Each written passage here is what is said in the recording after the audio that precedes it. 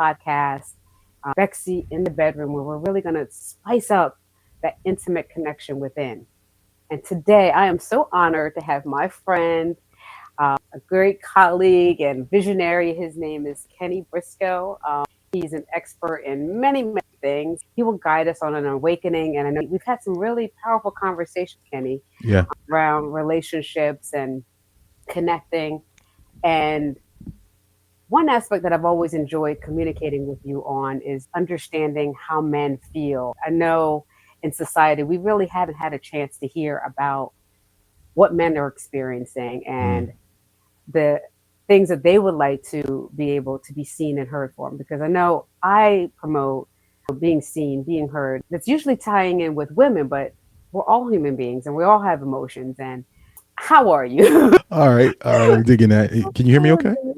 I can. You Okay. sound Yeah, I'm great. amazing. I'm great. I can't complain. I mean, I won't complain, but I'm absolutely great. Everything is moving in the direction that I wanted to move, uncovering new things, experiencing new things. So I'm really good. I appreciate you asking. It's good. You look good. I love Uh, everything, your lighting, all that. I'm And we're trying. matching, you I'm see trying. that? White shirts You all like day. that? White shirts all day. Kenny, you want to give a nice small intro about who you are and what you do? Sure, sure. My name is Kenny Brisco. I'm an agency owner. I've been really working in marketing communications, and digital marketing since probably. So I've seen Hmm. a lot. I come from the days where all we had was digital flyers to pass out, and moved all the way up into social media, crisis communications, strategic marketing. I work with everything from, or have worked with everything from entertainment brands to government agencies, individual small business owners, entrepreneurs. So I've been in a lot of spaces, and I've really seen a lot regarding marketing. And I use all of those experiences in my education to help all of my clients reach most of their goals when it comes to whether it's landing new customers, whether it's a nonprofit trying to build advocacy and increase donations and reach, whether it's a product based company trying to sell more products on their website, or whether it's an entrepreneur trying to build a brand because they want to be a coach and they need to have a website and some other messaging in order to create awareness, attract the clients, and then convert them into sales. So I've been doing everything from on the ground design work to coaching and consulting for about 20 plus years. I just enjoy the space and I definitely enjoy people, which is why I stay busy. It's amazing. I remember how we first connected. I was doing graphic design and photography in the beginning, and I would always hear, "Do you know Kenny?" And I'm like, "No." "Do you know Kenny?" And I'm like, "No." Well, he does. He does the same thing you do. You don't know him, and I'm like, "Mm-mm." And then when we finally met, I think you heard the same. Like, "You know Keisha?" Yeah. So one thing that I can honestly say is like when you're in a field like that, you really have to understand people and knowing exactly what they want and being able to feel through what they think they want versus what really is, and other people. Mm. And I find that right now a lot of people struggle with that. There's a lot of what's going on mainstream is that they're happy being alone. They're going to just work on themselves and hustle, or they want to trying to do things in flow, but they're not wanting to connect with another person because of the fear of being hurt again. And when they try to date or meet new people, especially as adults after 30, 35, meeting new friends, it can be very challenging. So, what are Mm. some advice that you can give in regards to allowing a person in your life? Well, thank you. That's a very interesting question. Well, when I think about what you first said a couple of seconds ago about people wanting to be alone, kind of working on themselves. I mean, you hear a lot of these trendy phrases. Was it soft life? I find that one pretty funny. Self care, all of these things. I think they're valuable, but I think that's just one step and maybe a 2 or 3 step process. I think the reason we retreat and spend time kind of looking in ourselves, working on ourselves, being introspective, is so that we can prepare to engage with others in a healthy and happy way. I think one of the reasons we retreat is because we find that engagement with those people, whether it's romantic or even friendship capacity, it's not satisfying to us. It doesn't fulfill us. We end up feeling empty or hurt, like you mentioned. So we retreat to try and fix some things, but we don't retreat to stay. We retreat to repair and heal so that we can show up again. Because we need socialization as much as we want to run from it because whatever fear or horrible experience or traumatic experience we may have had, Ideally, the way we grow as individuals, the way we learn, the way we experience life, in the way that we were put here to experience it, is through engaging with others. I mean, we hear these conversations about how we're all connected. Well, we can't leverage or take advantage of that connection if we don't connect. If we don't experience what happens when two come together or three or four come together and create something that could only have happened if they did come together. We tend to find that when we're alone, we control the environment. It's just us. So we know what'll happen tomorrow. We know what we're going to do later. We're pretty sure that when we put that cup down, it's not going to move. It's really safe. Mhm. But when I think about a degree of happiness, it really is, it mirrors the risks you take. Meaning that if you don't expand yourself and take risks with the opportunity to be hope, that space that you would create when you take that risk is also an increased space in which happiness can enter. So if you stay closed off and tight fist, saying, I don't want to get hurt, I don't want to put myself out there, then you'll be relegated to the happiness that you experience at this moment, completely unaware of the happiness that you truly can experience if you opened yourself up to receive more. Granted, there's going to be a risk, but the reward is far better than the risk. When we think back, and I know I can go on about this, we tend to think back and focus on a lot of the negative things. If we think about our relationships, if we think about all of the things that really upset us, and granted, those things were horrible, if a relationship ended because of it, but you find that those things are really just light posts in the midst of some really good times. So don't only focus on those light posts and define your relationship that way. Just remember, there were some great times as well. I mean, a relationship has benefits and obviously has some consequences at times, but remember those benefits, focus on those benefits, and then heal yourself so that you're in tune and aware to look for someone that can continue to give you those benefits. Take that time to heal when you're alone, to be keenly aware of those light posts. So when you step back out, now being healed, now being happy, you have a clearer vision. You are ready to open yourself up because not that you want to be hurt, but you want to be more happy. You want to endure more fulfillment. And you only get that if you take the risk, right? So I get the retreat, stay alone. I mean, I'm an introvert. I tend to stay alone a little too much. But I also recognize that when I do step out and I do outreach and I do connect with those friends, that life is so much better. That's so true. I think that fear of getting hurt, it really can keep people in that shell, but then they're alone and then they're dealing with this anxiety. And we really weren't put here to be by ourselves. If you think about it, the one cell, it doesn't do anything until that sperm comes in and fertilizes it. And then that egg, it splits in two, then it splits in four, and then it continues to multiply but it continues to multiply until Hmm. it creates an actual human being with relationships and seeing the benefits and not to see only the negatives. Have you noticed that people will tend to start like a whole new friendship versus trying to let go of that one past experience or try to communicate through that past experience, and then they'll start over with somebody else, maybe it's a friendship or even an intimate relationship, and then they end up in the same challenge or the Yeah. same. Yeah, that happens often. Well, I mean, most of us will take the path of least resistance, right? So, Mhm. let's just say in our previous relationship, there were some things that we enjoyed and some things that we hated. Well, it's easier for us to find someone or connect with someone who repeats or replicates those things we enjoy. It gives us a little bit of a reprieve or a break from having to remember or ruminate on those bad times. But the reality is, when you have those bad experiences, they imprint, let's just say, a map on you, right? There are these particular things that make you feel bad, that may spiral you down, that may cause you to become depressed.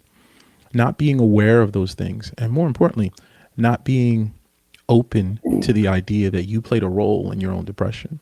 You played a role in participating in that relationship, whether it was passively, because it's always good to be like, look what she did to me, look what he did to me. The question is, look what you allowed to happen and continue to stay for some benefit. A lot of us don't like to say to ourselves, I stayed in that relationship and I can't believe why. Well, you were benefiting from it, even if it was something that made you feel, well, I don't want to take control. I want to let that person take control because I'm afraid of trying to be the authority, or I need to feel like the victim because as I was raised, I was always the person that was blamed for everything. So it's really comfortable for me to be the victim. So this relationship, no matter how toxic and painful it is, it's familiar to me. So there's a benefit there. Until you're able to understand the benefit that you receive from that negative experience when you enter into your new relationship, You'll be unaware of that map that has been imprinted on you from all those experiences. And you won't be able to find or notice those same red flags that caused you to get into that first relationship. You stay focused on the things that you think you want or that you do want because you enjoy them, that you ignore all of the things that allows you to slip into that same familiar place of maybe feeling like a victim or acknowledging that you're powerless or feeding your own insecurities that you're not good enough. Until you heal those things, you'll repeat the same cycle. You'll find the folks that feed that place of comfort for you, although that place of comfort is actually painful. So yeah, it's easy to jump into something that feels good because it allows me not to focus on the things that are bad. But until I address and fix those things, until I take accountability for what I did or the role I played, then I'm going to be there again. I'm going to repeat the same cycle. Exactly. And what seen also, Kenny, is that people get the cheerleaders and they rather continue to hear just this warm, fuzzy thing about themselves. Like, oh, girl, please don't listen to him. It was him. It was not you. You're perfect. And then you avoid healing or actually fixing yourself because the one common denominator in that relationship is yourself. And it's easy to say, like, the man is wrong. I'm going to go kind of deviate to the intimate relationships, and it's easy to say that, he didn't listen to me or he didn't do this or provide or show up for me. But then you're not really looking within yourself to see, well, how is it that you didn't show up for him? And if you have people constantly, putting you on a pedestal so that way you avoid looking at your errors and you're never really working on yourself. You're just staying in cocoon, pretending you're working on yourself, pretending you're healing, and only to repeat the cycle later. And when you do meet your right person, say you meet Mr. Right or Mrs. Right, now you are having this wall up and now you don't want to do all the things. It's a lot of those people out here. You don't want to do all the things anymore because It's a I've lot already of those done that people. before. Yeah, it's a lot of those people. So, as a guy, right, what is something, because like us women, we love to be seen, we love to talk, we want to make Mm-hmm. sure you hear everything we say and, Mm-hmm. and, and, and give us and do. But for a guy, what is something that you would like, and I know from what I understand, a lot of you guys are similar, not all, but All right. hear from you. What do we like? Hear from Well, you. it's like I said, as I've gotten older and had more experiences, um, what I like has obviously changed. We tend as we're younger Mhm. to put a lot of, or as my friend said, over index on things that really don't move the needle when it comes to our happiness. They may Mhm. move the needle with respect to how society has created this narrative of what we should think makes us happy or what society tells us we should be looking for that makes us happy. But 99% of those things are very superficial and align with a trend or something that's happening right now within society. They're not necessarily connected to us as individuals. So as men, I think, and let me be clear, men fall victim to this too. A lot of men who, let's say, haven't had the opportunity to either have a mentor kind of help guide them to the things that they can discover personally they need to be happy, or as I say, most men aren't given I call it a litmus test to determine who's good for you and who isn't. Uh, we're not taught that. It's kind of something you got to figure out on your own, and depending on where you get your information, right? Whether it's your father or uncle, whether it's your church or pastor, or whether it's Instagram or TikTok, you're going to have a completely different perspective on on what you should be looking for. So that's the first thing.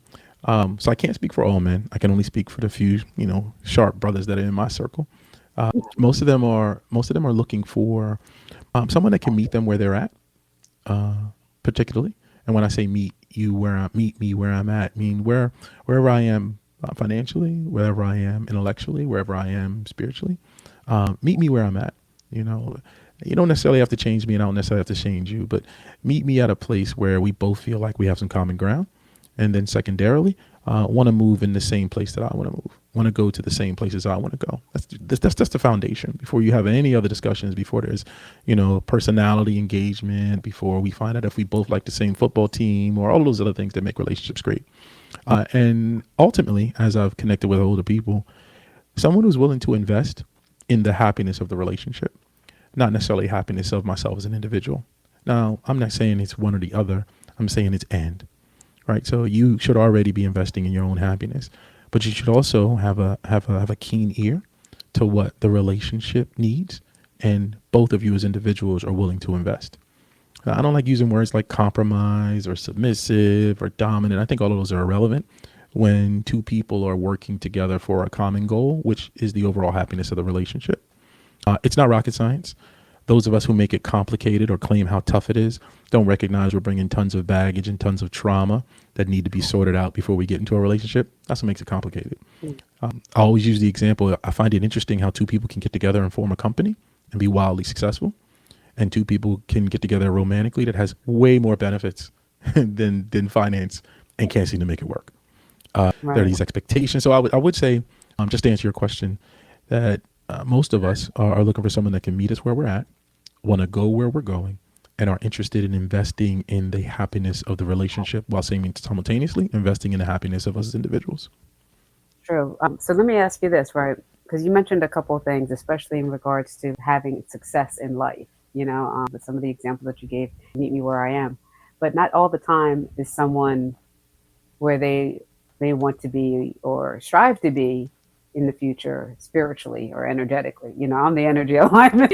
So I think that there's been a big flaw with how a lot of us have found a person, like where we may, like right now, there's a big hookup thing going on where Yeah. I'm not into the like a hookup thing. I Right. want to get to know the person and get to like really connect energetically, mentally, and spiritually. That level of stimulation has to be strong first. And I feel like once you have that, then we can grow. And then, of course, communication. So what I've been able to experience is that sometimes you meet somebody and they have a lot of those things, and you guys are kind of playing on the same court in regards to goals and motivation and drive. But then the communication falls through, Yeah. or the culture is different in regards to what you feel you should communicate, Hmm. or Hmm.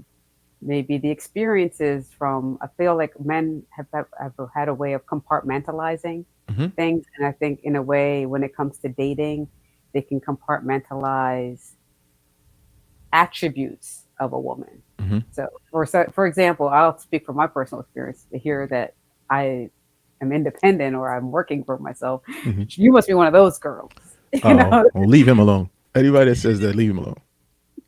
Leave him like alone. you don't need a man. I'm like, huh? Yeah, leave him alone. Because I work for myself means that I don't need a man. That doesn't make sense. You know what I Yeah. mean? So those type of things. So I'm not sure if I asked the question properly, but this is something that I've noticed where if success is already here, how often does that man feel that, or He doesn't have one that he value. wants a, that he yeah, that he wants a woman, and because he has more options now, and two, what it will make him want to connect with her? What's going to make one woman stand out more than the next in regards to being single and having to pick up the litter versus finding his person? So let's talk about that. What's going to make a man connect to a woman? Is really going to be predicated on where he is in that moment. So let's just take your first example. If I'm a man that feels like my value as a man is invested in my ability to fix things, my ability to provide, I have to, this is the way I want to show up in a relationship. This is the way I, as a man, have agreed, not Kenny, but for example, have agreed that when I show up in relationships, I show up as the provider and the protector, right? Those become the pillars that I bring to the table. When I meet a woman that does not allow me to show up as the provider because maybe she's financially set, doesn't allow me to show up as the protector because she's lived on her own for a very long time. She knows the streets. She knows how to manage herself. She's might even carry a gun if we talk about it in those very specific ways. Then immediately I feel like maybe I don't have any value to this woman. Like I can't even be attractive to this woman because the things that I bring to the table aren't the things that she needs. Well, that's not the woman's fault, right? That's the man's fault because the man is very limited in how he feels he can show up. More importantly, you might find that that gentleman can't emotionally invest in a relationship. That gentleman can't be attentive or be curious about what you're thinking or feeling because he's been relegated to protecting and providing. So yeah, you're not going to be attractive to him. The sad part is that because he's limited in how he feels he can show up and be a man, because a man is way more than protecting and providing. But for him, that's all it is. He loses out, right? Like he loses out on the woman that might be able to deliver the things that he has not even uncovered that he needs yet because of how he's pretty much agreed to how he wants to show up. So to the last statement, when you say, yeah, there's obviously more women out here than men, but I think what we're really looking at now to say society is so many people have isolated themselves with their own ideas about, healing and happiness. They've kind of told themselves a story about what they require, what they need, and what they won't stand for, both men and women. And then when they show back up in the world, they have these agreements that are non negotiable that truly only work for you. They don't work for you as a partner, right? And to have that criteria means that you've limited yourself to what's possible for you when it comes to happiness. You've also limited yourself to what's possible for you to give when it comes to happiness. So, part of your responsibility when looking for a partner is one being what they call it heal, hold, and happy, right? Which takes some work. And then two, being able to understand one, what you have the ability to offer. And we're not talking about financial.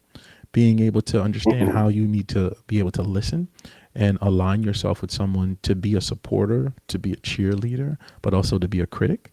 And then make sure you find someone who's able to receive all of those inequality.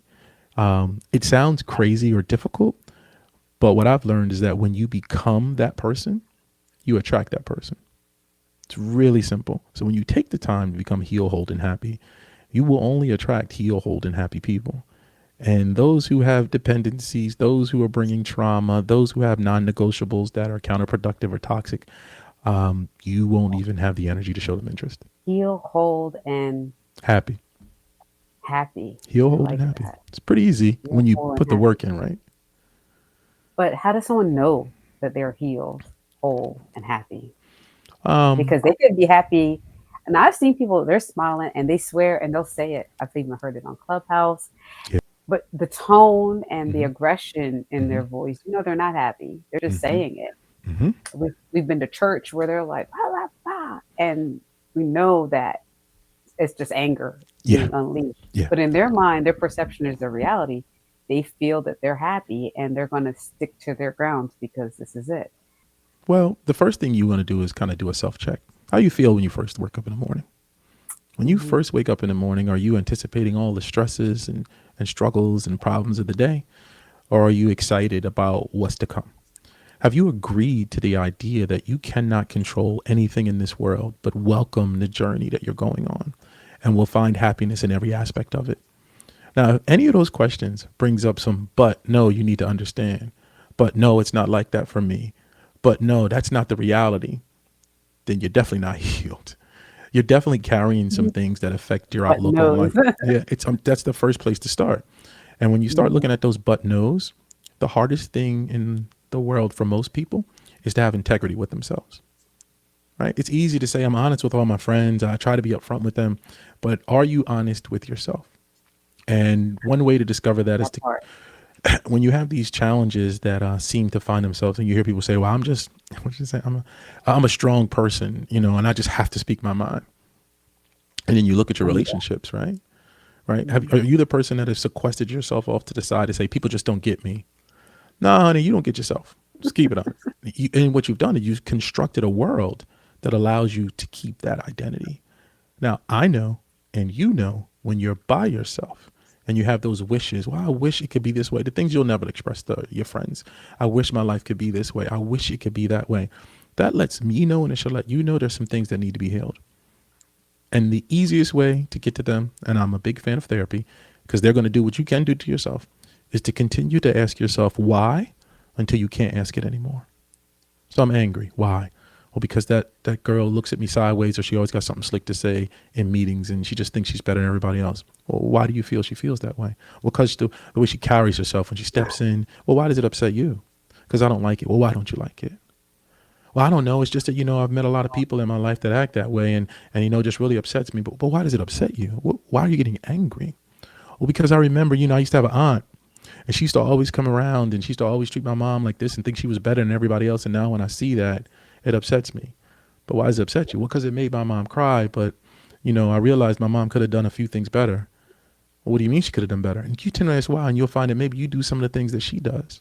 Maybe you find yourself walking in and you've made all of these agreements and connections along the way and manifested this identity of someone you like when in reality you don't like yourself. When reality, it's those tiny things that you see yourself doing that you've agreed to that's being just who you are, that you actually have to change. And it may take some help for you to dig that deep and discover it. But when you can't wake up with an outlook to saying, man, today's going to be great. And no matter what it gives me, I'm going to be okay. And I'm excited about every turn on this journey because I can enjoy every single one. If you can't do that, then now start to do some inner work.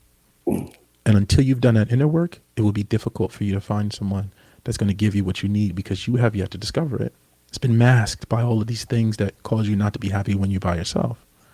So, it does take that work, and it takes the intention, and it takes the determination to want to become the best person you can be in every situation. Not all of us want to do it. I'm a huge fan to say not all of us are going to make it. There's going to be some of us who are going to go to our grave with extreme trauma and some bad agreements and some horrible relationships. That's just what it is. But that's not the person you want to be with, right? You want to become the person you want so that you can attract them. It's really easy. It's not simple, but it's easy. That's so true because a lot of times I found where women they want a man to show up in their life and do all of these things. And you want them to do all these things. I mean, I want them to do all those things, but at the same time, the thing is, what are you willing to do for him? And they're like, huh? I think when And we they say don't. that, we make it very simple. Like, what are you going to do for him? I mean, you know what you're going to do for him. That doesn't mean he doesn't have to be an asshole. You know what I mean? Like, and you can want all of these things. I have no problem with people having desires and dreams. You can want all of them. The reality is, if I need a man to do, let's just say, if we put individuals' efforts in pounds. So I need a man to bring 100 pounds of effort to the relationship. 100 pounds of effort is how I interpret what he brings. How does he interpret what you bring? Not how you interpret, because you don't have the right to interpret what you bring and interpret what he brings. In a relationship, you have to be open to letting him interpret what you bring. So you have to understand, does he see your effort as 100 pounds or does he see it as 15 or 20? And you need to be That ready to part. have that conversation, right? Just assuming that Hmm. what you bring is valuable to him may not be the case. So How I does a would, woman know what's valuable to him? so one, most of the time she has, Sorry. no, I it's okay. didn't mean- It's okay. Conversation starts there, right? And it's not so much what's valuable to him, it's what she wants to receive from him after she's figured out what makes her happy, right? So first it's like, okay, I like this guy. He seems to bring things to the quote unquote table that I value. Now let's continue to have conversations to see if it's what I bring to the table as value. I mean, you'll know if he reaches out and tries to call you, if he's interested in spending time with you, if it's more than just sex, if there's stimulation outside of the physical, then you'll start to see. And then you have to ask, what is it about me? Not just how I look, not just the size of my hips, not just the way I cook, but what is it about me that you like? And if he can't articulate that, I don't know, it's just this now. Because if he can't articulate it, then he can't anchor himself in it to say, this is why I'm with her. If he Mm, can't tell you these are the things that I enjoy about you, then when it comes time for him to be challenged, like we all are, whether there's temptation, whether it's being responsible and accountable, right? All of the things that come into making a healthy relationship. If he can't say, I don't want to lose X, Y, and Z from her, I can make the decision not to do this or to do that to make sure I keep it. But when it's nebulous and I'm not sure, if I can't articulate it to myself, I have nothing to compare it to when it comes time for me to make the right decision for the relationship, as well as for my own happiness. So the communication makes it very, very clear. I mean, I keep going back saying this is pretty easy stuff, but it's only pretty easy stuff if you recognize what's valuable in a healthy relationship or friendship. And to my own personal opinion, if you have a lot of toxic friendships, you will absolutely have a toxic relationship because you've created this level of being accustomed to this kind of environment. And there's an old coach's mantra that says you practice how you play. So if I'm practicing this 90% of my day, then when it comes time for me to be serious, I can only put forth what I'm an expert in. And if I become an expert in all this toxicity, all this nonsense, all this operating outside of integrity, then that's going to show up in my relationship. And I'll be willing to accept it, which is one of the other things. If I'm not the best person, then I'm willing to accept someone who's not the best person. If I'm falling short with having integrity with myself, I'm okay with you falling short with having integrity with yourself as well as with me. If I got people on the side, even if it's nothing crazy, but a little something on the side I'm talking to, when I find out you do, I might be mad, but I'll tolerate it a little bit more. And this is what we seem to miss. I hear it over and over and over again in conversations, and I laugh. I get upset because I think if we were more happy, we'd be able to lead with love more. And I just don't think people get that. You brought up a couple points actually. So, but there's one where you had mentioned, if you have somebody on the side, there's a culture now where what I found is like in the older generation, they can lie, where they're just not saying it. Yeah, I'm yeah, just be straight. They just lie and be yeah, like, yeah, yeah, you the only one. And then later on, boom, you find out it's like you number four out of the circle that's going around.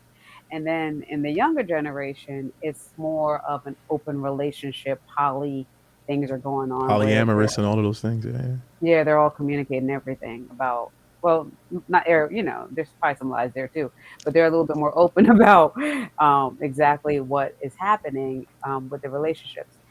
And then two, what I wanted to ask you more about, it's like some women don't know what men want. Like to think, like they think it's okay that the man doesn't talk. He's just going to talk to his friends, and it's okay that he don't open up to her. And I'm like, well, did you ask him? And she's like, no, I didn't yeah. want to.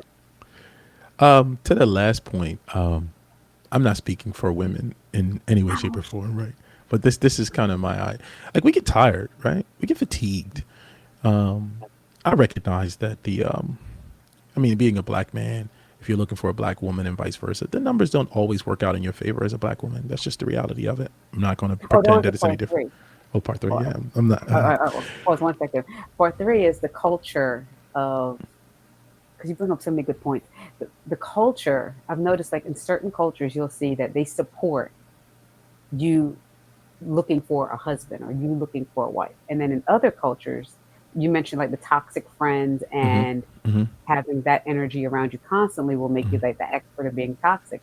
So every time you meet a new person, or even if you've been married to a person for a long time, if you have that toxicity around you, it can really condemn your relationship and self Hmm. sabotage, Hmm. because you're just tied into it so much and not allowing yourself to cut the cords to meet a different culture or different, especially in our black community. I'll Yeah, be very more specific. Like yeah, you'll yeah, see Hispanics, Indians, and different cultures, they embrace, love. So when you talk about meeting somebody or you're talking about your fears, they'll say they'll call you out on your fear about, well, why are you scared of with this person? Why are yeah, you not opening yeah, yourself up? Like, why are you messing things up? It's not this person, it's you. And where the toxic friends will say, leave that dude alone.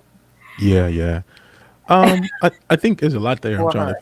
to. I think one of the things I've seen, I mentioned the fatigue earlier. I think being being fatigued, you tend to reduce your asks because there's some immediate things that you want. So if I can just get this, I don't need everything else.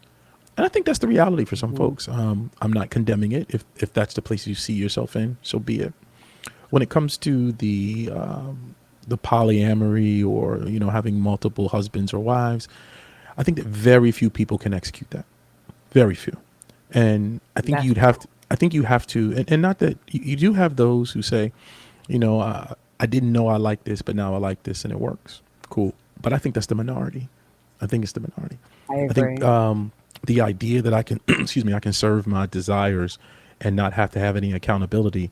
I think that's a real thing. I don't think there's anything wrong with it. I just think that over time, if you're not truly someone who can enjoy a relationship that has multiple partners that are working collaboratively, then eventually you start to expend your personal energy, right? So I have a theory that, whenever you're intimate with someone, you guys share energy. It's just what it is. Like you, at one point, you're one person, right? When you talk about having sex, you're literally one person at one time, right? So you're sharing your energy with someone, and you can only share that energy with so many people before you've depleted the energy you need just to function and make great decisions yourself.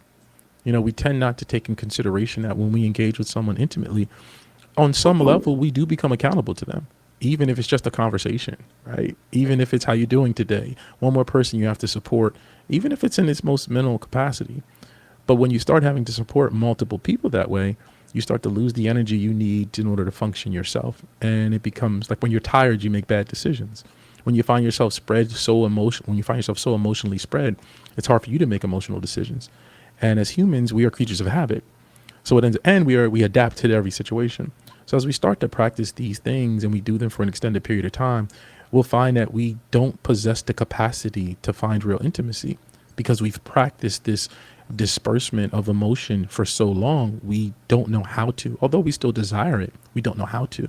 So it's difficult for us to get back. And because we adapt, we start creating these agreements within ourselves in order to find some substantive happiness. Like, I don't need one woman.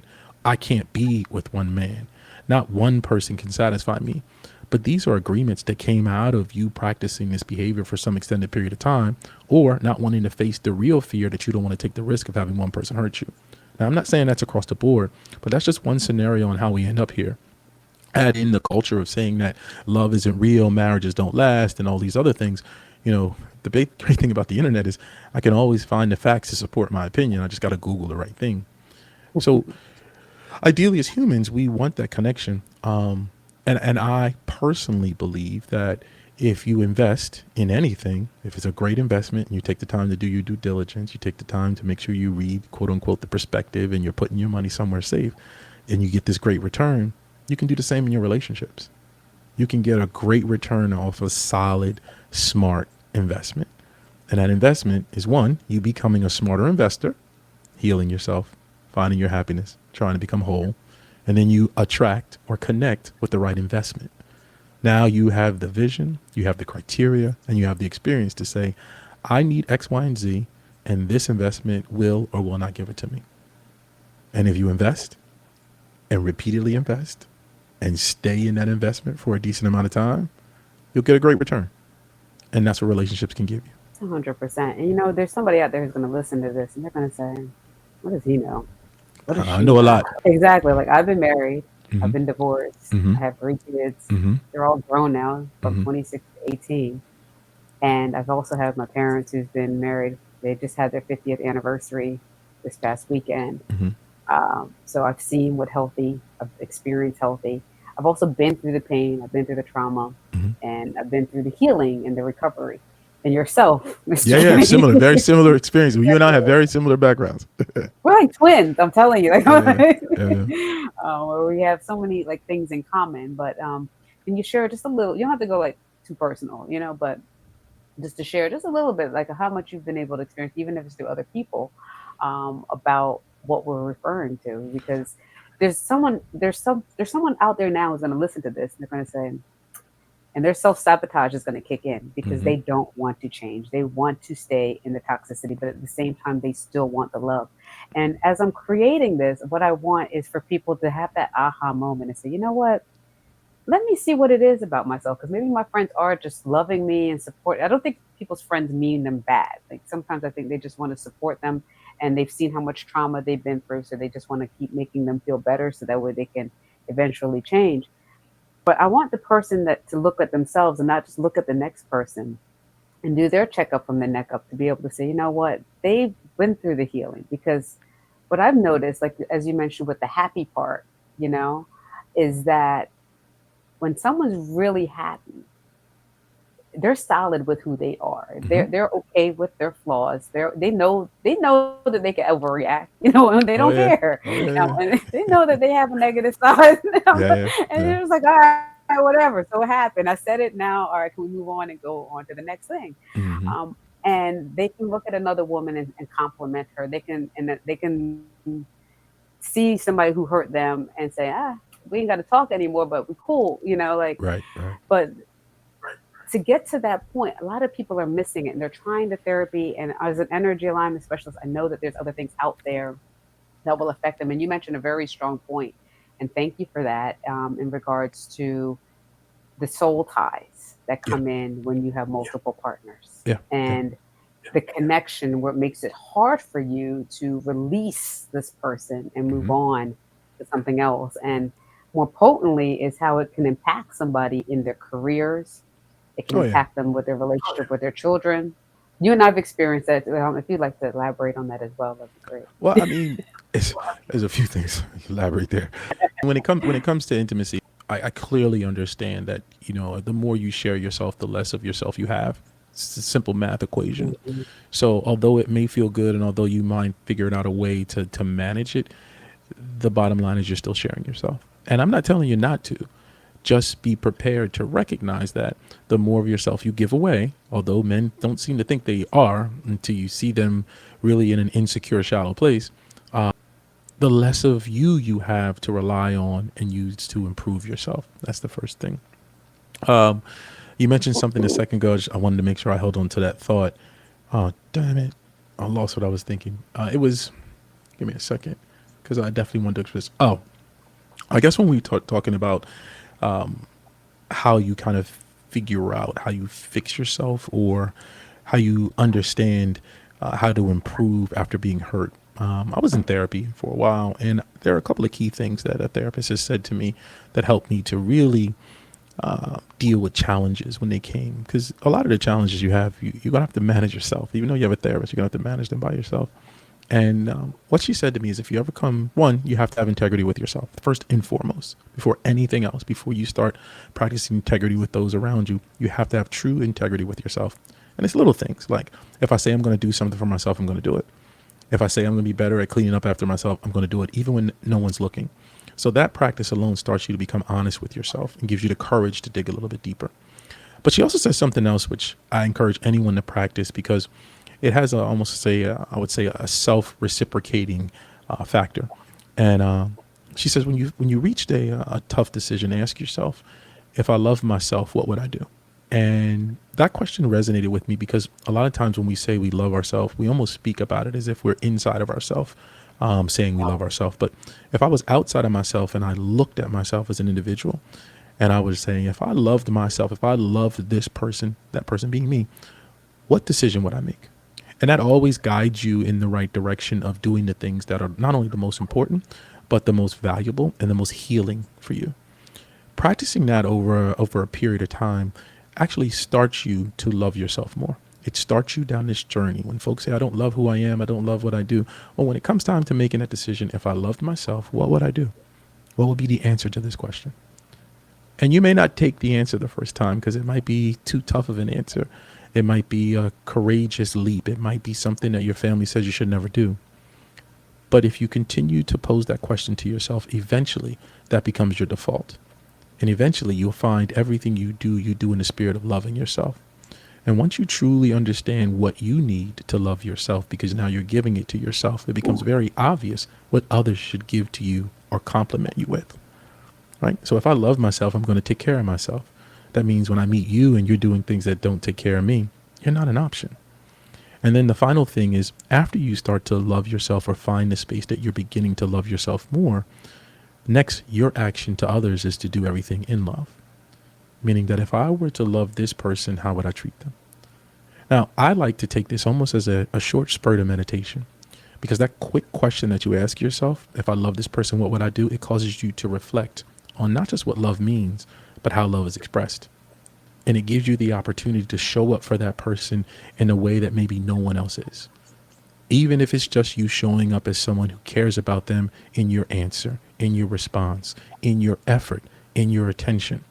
And you'll find that the more you do that, the people around you will serve you better. That's why I said it's almost self-reciprocating because you loving yourself makes it easier for you to love others and express it, which creates this world of happiness that when you wake up in the morning, you say, I can't wait for what comes down the pipe because not only am I excited about it, I can handle it, and I know I'm going to love it in one way, shape, or form. That is so powerful, to love yourself more. And one thing that I've embodied or experienced is how people never want to admit that they don't love themselves. Yeah, A who lot of does? people think, like, I love myself. What are you talking Yeah, about? I no, you don't love don't. myself. No, you don't. Not if you're eating 5 packs of Twinkies. You don't love yourself. Cut it out. Exactly. But people don't know what they don't know. They don't realize those Right. Twinkies are causing That's the fair. cancer, the That's fair. stroke, and That's things. fair. That's fair. And they may not realize that not loving yourself looks like not keeping your commitments to yourself. That's right. And not keeping your commitments to yourself could be not going to the gym when you said you were, That's right. not waking up early, not You know what's good for you. doing the Like extra, that's yeah, right. not doing the You extra know what's hours, good for you. Yeah. Yeah. not answering that person's text, not Mm-hmm. apologizing to the other person because you know that you're actually wrong. That's actually not loving yourself too, because if you know that you did something to someone, it's important that you honor the commitment to yourself to release certain things and stay in integrity. And something just told me to say that because I feel like when people hear And especially when I was working with marketing, and I had to come to you about things to help me with it. Yeah, I get it. I remember those talks. I we're, remember those meetings. we're trying to find trials and errors Hmm. to figure out what Hmm. will work, what not work. And I realized people don't want to believe they don't love themselves. Not at all. Well, I because what don't. happens is the things we hate about others are the things we really hate about ourselves. So that's why you'll find people who Mhm. can't take criticism. But as you start to love yourself, you'll find space for yourself. When you ask, if I love myself, what would I do? I wouldn't keep beating myself about this. I wouldn't keep beating myself up about this, rather.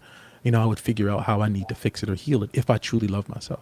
And like I said, you might not be able to take action in that answer the first time, but just continue to ask yourself that, and you'll find that you will begin to heal.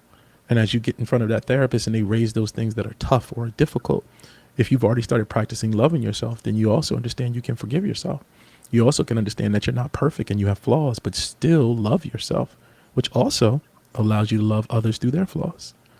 Right. So it's very reciprocating. And, most of us, we operate in our spaces of insecurity and lack of integrity with ourselves, which shows up. Right. It shows up when we start engaging with others. So when it comes to finding a mate and when it comes to finding intimacy and relationships that really, really benefit you for the long run, it absolutely starts with loving yourself. You hear it all the time, but what does that mean? Like, how do I do that? And I think posing that simple question to yourself daily when it comes to making a decision is where you start practicing loving yourself. Especially with releasing the trigger of the word love. If Oh, you yeah. are triggered by the word love and you feel like, oh, that's dead or it's not real or um, it's something fake or false, if you have any negativity towards the word love, then that just really shows you how far removed that you are Hmm. from actually experiencing it. And the more you're away from love, this is the other symptoms that you'll experience in your life. You're probably mad more, like you mentioned earlier, that you're probably mad. You're rejecting when someone's trying to help you. You're rejecting positive advice. Um, you're anxious. You're probably not sleeping well at night. You're eating and making the wrong choices for in regards to food. And I've seen it to the point that energetically, when a person's so far removed from things, that I could be calling them for something good and they don't answer, something that's going to benefit them. Hmm. But then if I call them about something that's troubling me or something that's not that great, Ready to chat. boom, they answer the phone. And they had no clue why I'm calling, Yeah. but energetically, that's what they're aligned to. Yeah. So now if you're the person that's always receiving the drama phone calls, people dumping on you, Got to unloading ask on yourself you, why they're always calling me with it. exactly. And Hmm. why you're always available to it. Even better. So, Why are you yeah. available to it? Yeah. Yeah. I mean, all of those things, I think I've had these conversations for several years. And when I say several, I mean 10, 15, and Hmm. with different people at different times in different groups. And, the details have changed, but the fundamental challenges are still the same. They're still the same. The question of, oh, I can't find anybody. This is from men and women. I'm just not saying women. Men say it too. I can't find anybody. Um, and one, they're Can actively you go on a looking. little bit about that? I know we were almost to Oh, yeah. time, but Sure, sure, sure. in regards to like what men may be dealing with, because I think a lot of women don't realize that men have these emotions and that they might be sensitive in certain ways, may be shy to communicate these things, or even be, especially when it comes to real love, something that may scare them. Well, I will tell you, men have to feel safe. And I've Hmm. heard this said on these internet therapy posts and things of that nature. But what I've noticed is a man feels safe when he's truly able to communicate how he feels, what his desires are, more importantly, what his fears are to his partner. Now, as a man, I noticed that I have a few friend circles and very few. Well, I have some pretty valuable friend circles. I don't know if I'm the best one to describe this, but in the ones that I've been in, sometimes it's hard for men even to express to other men what they're afraid of, right? Because when there's fear, it's considered weakness, and when there's weakness, there's the opportunity for the opponent to overtake you, right? And men are always taught to be competitive, so at some some level, everybody's our opponent. So you just have to think about how that kind of shows up. But being able to express your fear to the person or to the woman that you're with, or man, if you don't necessarily have to be heterosexual, that you're with, that's where safety comes in. We're taught a lot that we have to have an armor when we step out into this world and we can't show any weakness at all. But we still have them, and they still terrorize us, and they still plague us in our heads, and they still show up in situations in which they look like they are possible. But being able to have that safety with your partner is important. So the question is, well, how do you get that safety?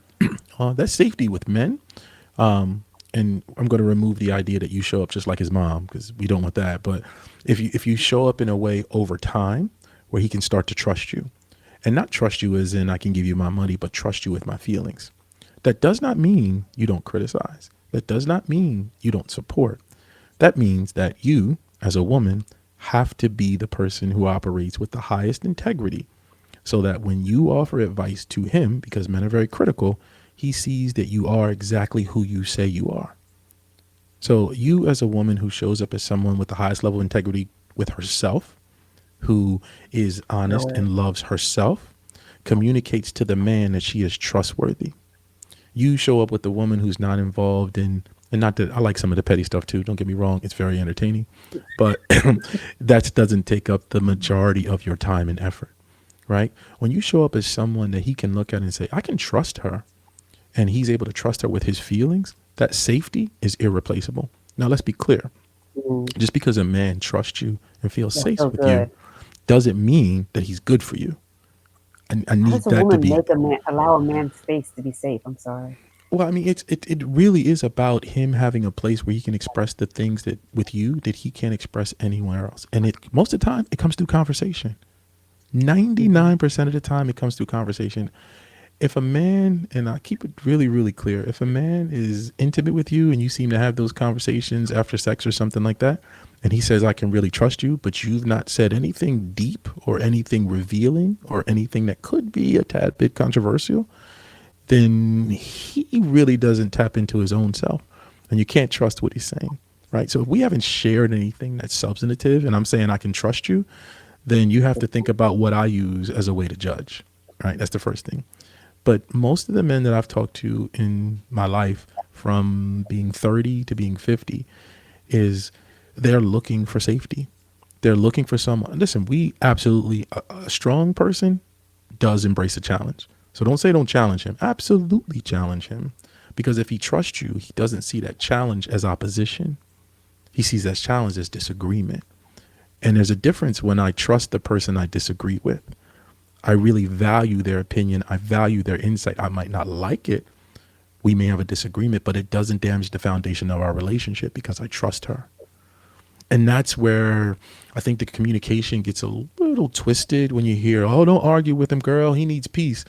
Yeah, okay. That's crazy. Don't pacify some dude who's got a bad temper, right? This is what it is for the sake of having a relationship. No. But also recognize there's times when you might have to let someone calm down. But all this is done in trust and integrity, not because I don't want him to lose his shit and tear up the house. You understand what I'm Hmm. saying? I get what you're saying. And striking that balance means that you, and I'll go back to this, as a woman, have to have confidence, not just in yourself, but having that kind of self integrity and self love, because that's what radiates to the man who knows to look for it. It's so, so good because when a woman radiates her own self love and she's come to terms with her good side and her bad side, now you can take a step back because you're aware of the things that will trigger you internally. Hmm. So when you see that, okay, he's doing something I don't like, or I don't have to say this and inject this type of energy between the two of us right now, but I'll wait till he has maybe his What cave would you time. do? What would you do if you love this person? How will you respond to them? How do you lead with love? She's angry. Kindness, yeah, Exactly. Exactly. So those compassion, that's what I'm support. saying. So in all of those situations, not knowing how to respond comes back to one question. If I Hmm. love myself, what would I do? If I love this person, what would I do? We're human. Sometimes we Hmm. get triggered and we get a little upset. But remember, as with meditation, the more you practice it, the better you get, right? Right, You might start off with 1 minute of meditation and now you find yourself doing 20 very easily when a month ago you couldn't do two. So in leading with exactly. love in everything you do, even in those most dangerous, heightened, elevated situations, when you practice leading with love, just like practicing meditation, it shows up. Somebody's losing their shit. Yo, I'm not going to lose my shit because if I love this person, what would I do? Keeps you Hmm. steady, keeps you solid, still continues to radiate trust. That might be the situation where someone's watching you like, wow, I didn't know she was like that. Right, 100%. And I think when you catch yourself too, because right now there's a lot of people that are in their self healing journey, but yet you're lonely and you're feeling like you want to connect with other people, especially have this deeper relationship, and you may start to play ball again. So it's one thing when you're sitting on the sideline of the game. It's another thing when you jump back in. But when you jump back in, you're gonna fumble the ball a couple times. And when you do that, being able to acknowledge you made a mistake and going back to that person, the relationship may not be repairable as well as it may be repairable, but you're never gonna get through it until you, one, acknowledge where you're wrong, and then two, and I'm talking about conflict resolution, like Hmm. say Hmm. in regards to what you were saying, if say somebody decides to overreact or anything like that, being able to come back to that person, like, you know what, maybe I should give you some more time. I'm sorry. I Mm. think those two words are so hard for people to say when they've hurt somebody, just to say, I'm sorry. And I think that's what differentiates the long relationships, like a 50-year marriage, to a short term relationship that can't last past 2 weeks, because when a mistake is made, especially when they're healing, that acknowledgement and being able to communicate Mm. where we've had a gap, and we're trying to learn each other, and I respect you and you respect me, and I want to show you that I'm a safe space.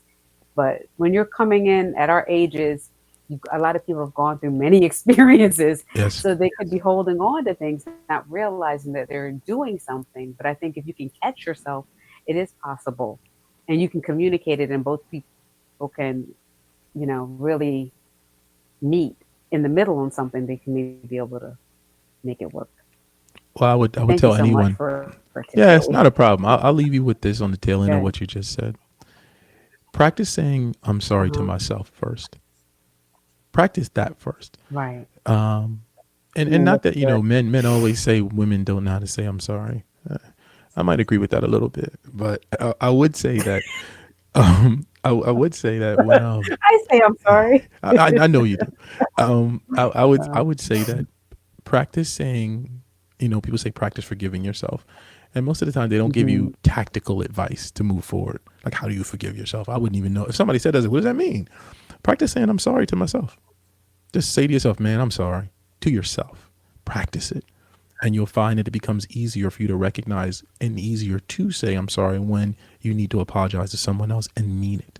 It also means you'll be able to receive an apology from others. Like all of these things that we do with ourselves Oh, first. that's so good. Yep. To be able And to all, receive the apology for it's important. somebody. It's very self reciprocating. And we don't seem to look at it that we spend most of our time today looking outside for our validation, looking outside for our solutions when we are humans. So, you ever covered your ears and spoke and you can hear your voice? You ever Yeah. talk to yourself and you can hear your voice? So, Hmm. there's these theories that there are kind of two people inside of us. Like one of us is kind of like the ego, it can see everything, and the other is kind of receiving that. So take Hmm. that opportunity to speak to yourself because you actually are listening. You actually are listening, whether you realize it or not. Your brain is listening. So when you start apologizing to yourself, you start to condition yourself to one, be able to apologize, two, be able to recognize when apologies are necessary, and three, be able to receive apologies. This is all about forgiveness. Now you bundle that with leading with love and loving yourself, you'll be on the road to being healed, whole, and happy relatively quickly. And you'll be able to identify those around you that don't really practice that or support that ideology or that lifestyle.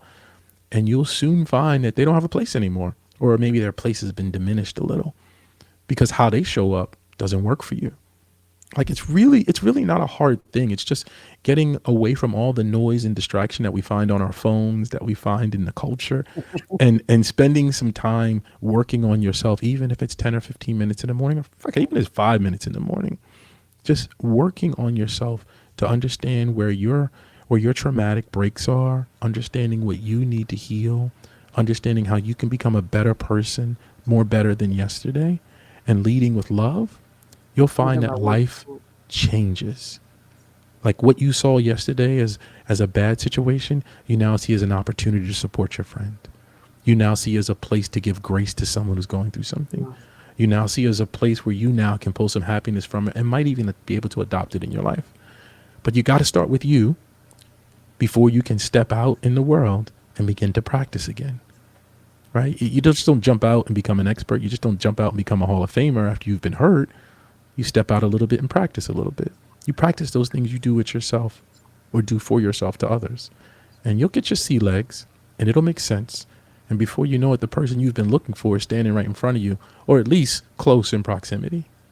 So that's all I would have to say when it comes to intimacy and relationships. It's not rocket science, but most of the time, you as an individual are the biggest hurdle to you getting what you want. Oh my God, that's 100%. Like that intimacy within ourselves is really about accepting ourselves and who we are. And sometimes a moment is just a moment, and you can catch yourself and where you're making your wrong choice in that situation in that time.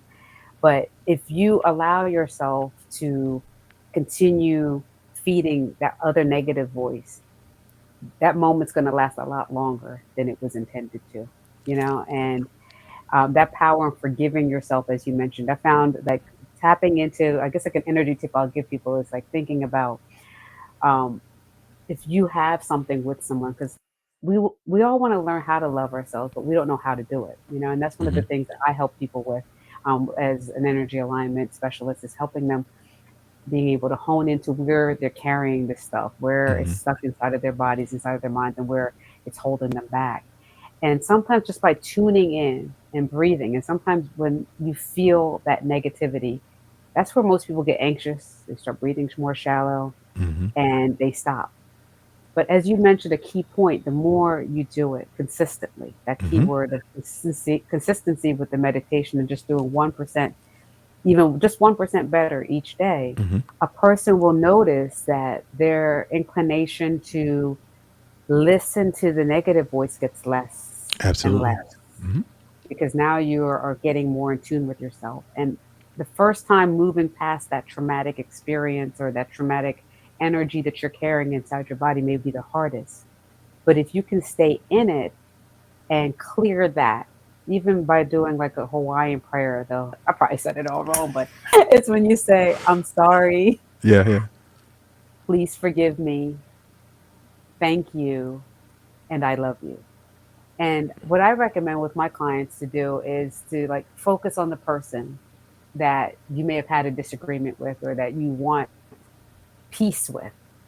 And by just focusing in on them, and I also say focus the energy of the heart, of love inside of you. And say it like you mean it. Don't just be like, I'm sorry, please forgive me. Hey, Thank you, when and you I love you. when you really mean it, Like, when you really mean it, you feel it. When you really, really mean it, you feel it. exactly. Yeah. And it shifts the energy between you and this person. Yep. But more importantly, shifts you back into a level of peace. And then you begin another step in your healing journey. Yep. So, and just share another tip just to help people get through this. Kenny, thank you so much. I Not a know we're problem. at time. No, I I appreciate this. appreciate It's a great everything. conversation. I always love talking about these things. I think they're more important.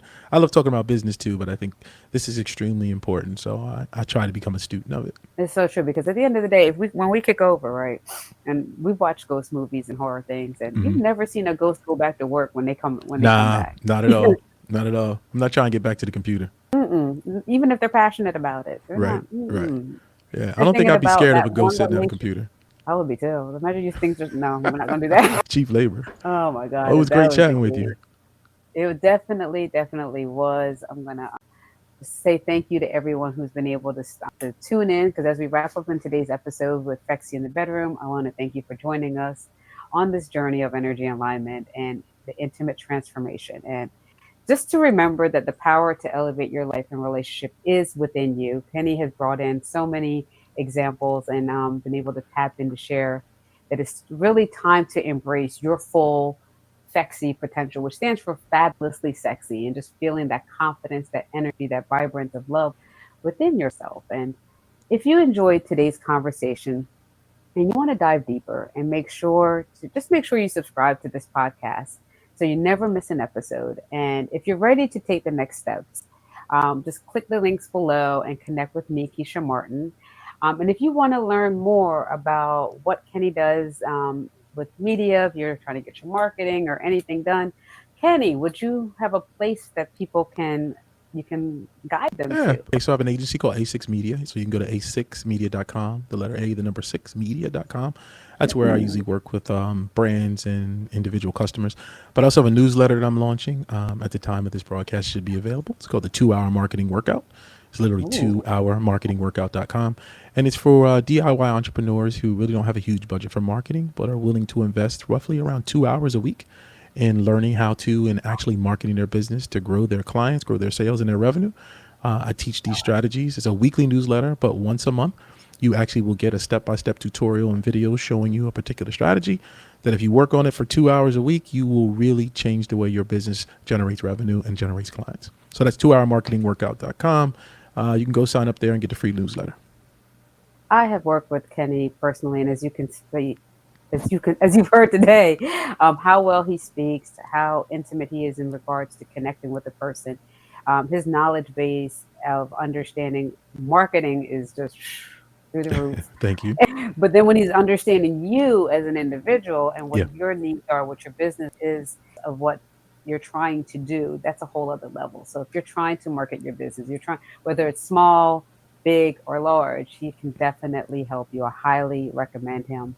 With that being said, thank you, Kenny. I'll be sure to, yes, make sure you send me the links and stuff. So we can absolutely. be able Absolutely. to, Absolutely. I can be able to share this stuff because I want to be able to help your business grow Yeah. as And I help well. you too. So, If you ever need anything else, you want to jump back on, talk about something specific, I'm down.